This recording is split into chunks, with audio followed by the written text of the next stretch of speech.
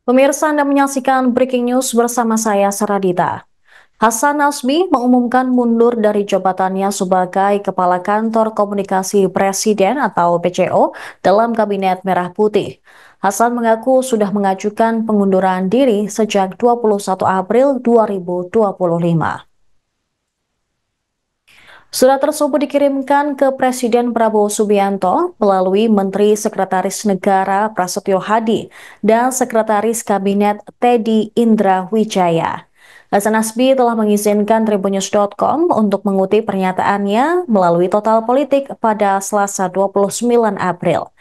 Ia mengungkapkan 21 April merupakan hari terakhirnya beraktivitas sebagai Kepala PCO. Hasan menyebut dirinya sudah beberapa kali menyampaikan dalam podcast bahwa apabila ada suatu pekerjaan atau masalah yang tidak bisa ditangani, maka harus tahu diri. Dia menjelaskan keputusan ini bukan dilakukan secara tiba-tiba, tetapi ia sudah memikirkan secara matang. Ketika dikonfirmasi oleh Tribunnews.com, Hasan juga membenarkan perihal unggahan pengunduran dirinya dari Kepala PCO. Sebelumnya, isu soal mundurnya Hasan Nasbi dari jabatan Kepala Kantor Komunikasi Kepresidenan sempat mencuat pada pekan lalu. Isu itu muncul setelah Presiden Prabowo mengakui komunikasi pemerintah buruk. Namun, Sekretaris Kabinet Teddy Indra Wijaya membantah kabar Hasan mundur dari Kepala PCO pada 16 April lalu. Sebaliknya, dirinya justru mengaku baru selesai rapat bersama Hasan. Kemudian pemirsa, juru bicara Presiden Prabowo Subianto, Dhanil Anzar Simanjuntak, mengaku tidak mengetahui pertimbangan Hasan Nasbi mundur dari jabatannya sebagai Kepala Kantor Komunikasi Kepresidenan. Namun ia menegaskan bahwa pihaknya menghormati keputusan Hasan Nasbi untuk mengundurkan diri. Mengutip Kompas.com pada Selasa 29 April, Dhanil juga menyatakan dirinya belum mendapatkan informasi mengenai kemungkinan reshuffle dalam waktu dekat karena dirinya belum bertemu dengan Prabowo untuk mendapatkan pembaruan terkait hal tersebut. Dalam kesempatan itu, Dhanil membeberkan kriteria yang harus dimiliki oleh calon pengganti Hasan Nasbi sebagai Kepala PCO. Menurut dia, sosok yang akan menggantikan harus sesuai dengan kebutuhan presiden dan memahami pola komunikasi yang ingin dibangun oleh Prabowo. Daniel mengungkapkan Prabowo telah menyadari bahwa masalah di pemerintahan saat ini berkaitan dengan komunikasi. Dia juga menegaskan Presiden akan menentukan kebijakan terbaru terkait pola komunikasi. Bahkan kemarin ketika pihaknya dipanggil, semua anggota kabinet harus menyampaikan komunikasi yang baik kepada publik. Prabowo berpesan jangan sampai ada komunikasi yang multitafsir sehingga sense of sensitivitasnya kurang, sehingga harus ada empati dan simpati. Dan yang jelas memang kan salah satu koreksi dari presiden adalah masalah komunikasi.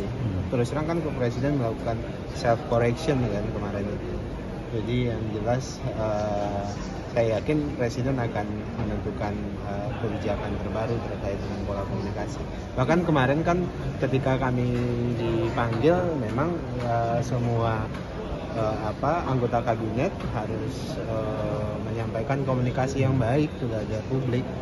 Jangan sampai ada komunikasi yang multitafsir, jadi yang tidak yang sense of sensitivitasnya kurang, jadi harus empati, simpati. Itu pesan yang disampaikan oleh presiden. Yang sekarang nanti mungkin yang harus dibahas ini ada di kabinet sebelumnya atau di komunikasi saya nggak tahu. atau dari luar gitu? Nggak tahu. Tapi ada kemungkinan nggak ada pengganti dari Hasan Nasbi nggak sih?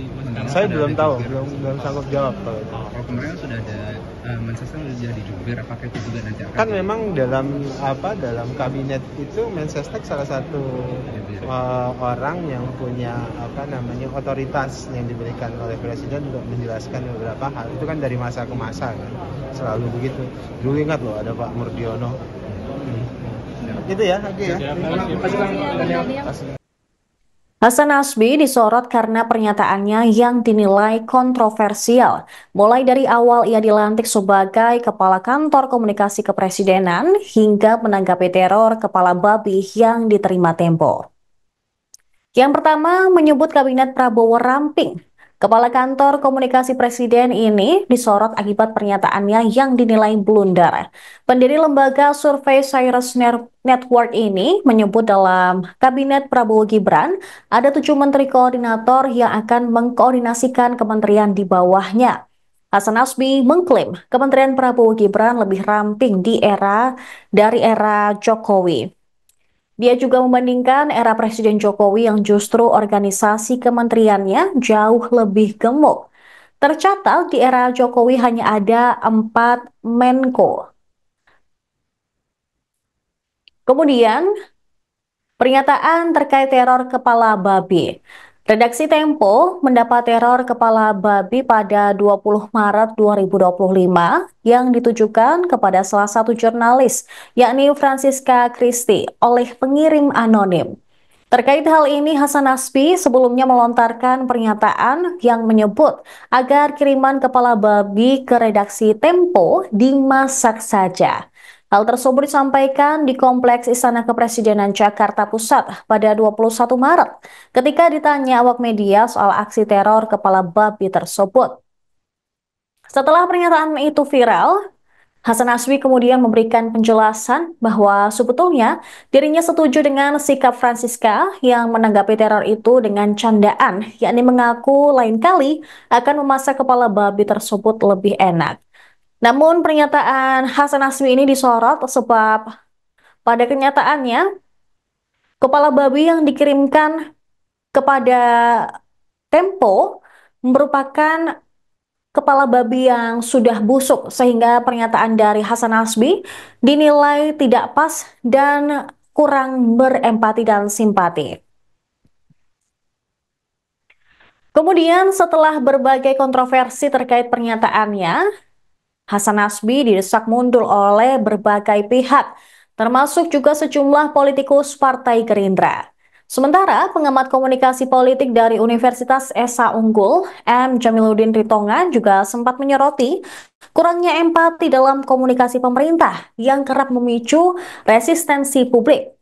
Jamaluddin sebelumnya menilai Hasan Nasbi perlu bertanggung jawab, idealnya diikuti dengan keputusan pengunduran diri.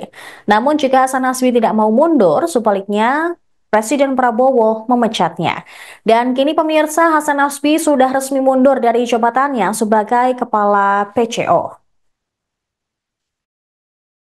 Download Tribun X sekarang, menghadirkan lokal menjadi Indonesia.